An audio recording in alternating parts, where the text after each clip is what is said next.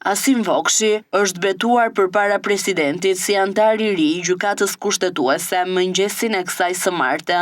Në mbështetje të nenit 129 të kushtetues, presidenti vendosi të thërrasë sot antarin e zgjedhur për procedurën e betimit. Në datën 30 u zhvillua mbledhja e posaçme e gjyqtarëve të gjykatës së lartë, ku morën pjesë 15 gjyqtarë të gjykatës së lartë, duke plotësuar kuorumin e nevojshëm për vlefshmërinë e mbledhjes dhe realizimin e procesit të zgjedhjes të antarit të gjykatës kushtetuese.